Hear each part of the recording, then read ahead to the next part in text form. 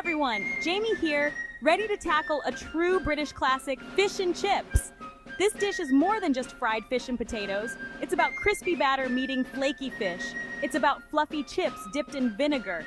And it's about creating a taste of Britain in your very own kitchen. Are you ready to get cooking? Let's dive in. Let's get started. All right, let's gather our ingredients. For the chips, we'll need some floury potatoes like Maris Piper or King Edward. Don't forget the sunflower oil for frying and of course salt and vinegar for that classic taste. Now, onto the star of the show, the fish.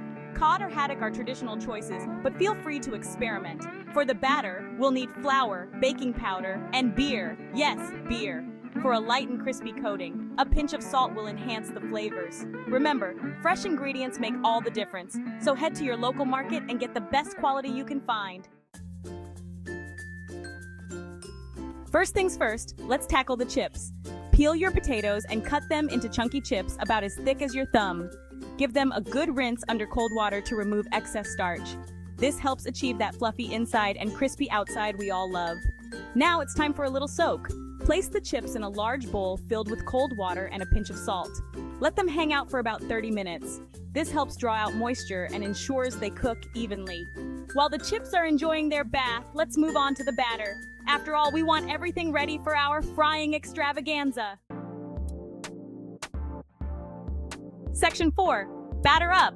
Crafting a crisp and fluffy coating. Time to make our batter sing. In a large bowl, whisk together the flour, baking powder, and a pinch of salt. Now, slowly whisk in the beer until you achieve a smooth, pancake-like consistency. Don't worry about a few lumps. That's perfectly fine. Here's a little secret. The beer adds a touch of magic to the batter. It creates those airy, bubbly pockets that make the coating so irresistibly crispy. Plus, it adds a subtle tang that complements the fish beautifully. Now let the batter rest for a few minutes while we prepare the fish. This allows the gluten to relax, resulting in a lighter, crispier coating. Section 5. Fishy business, prepping your star player. Pat your fish fillets dry with paper towels. Season them generously with salt and pepper. Now here's where the real fun begins. Dust the seasoned fish in a light coating of plain flour.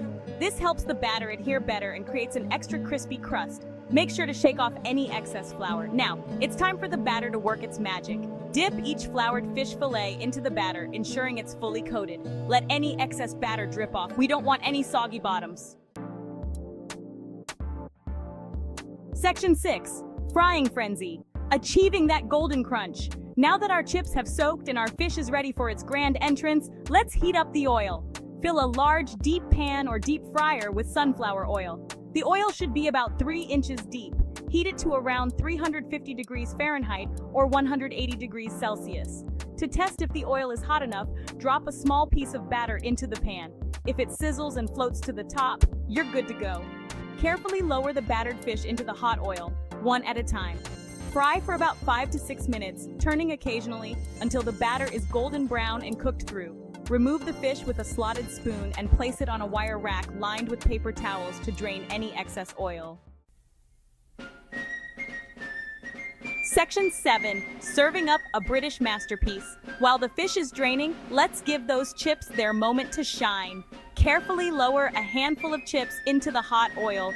Fry them for about 2 to 3 minutes until they start to turn a light golden color. Remove them with a slotted spoon and drain them on paper towels. Now here's the secret to extra crispy chips.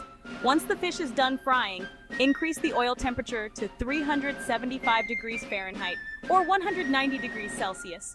Add the par-fried chips back into the hot oil and cook for another 2 to 3 minutes until they're golden brown and crispy. Remove the chips from the oil and drain them on paper towels.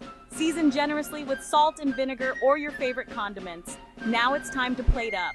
Place a generous portion of crispy chips on a plate. Add a piece of golden fried fish alongside. Serve immediately with a wedge of lemon tartar sauce and mushy peas for a truly authentic experience. And there you have it, your very own taste of Britain. Remember, practice makes perfect, so don't be afraid to experiment and make this recipe your own. Now go on, grab your aprons and get cooking. I can't wait to hear about your fish and chips adventures.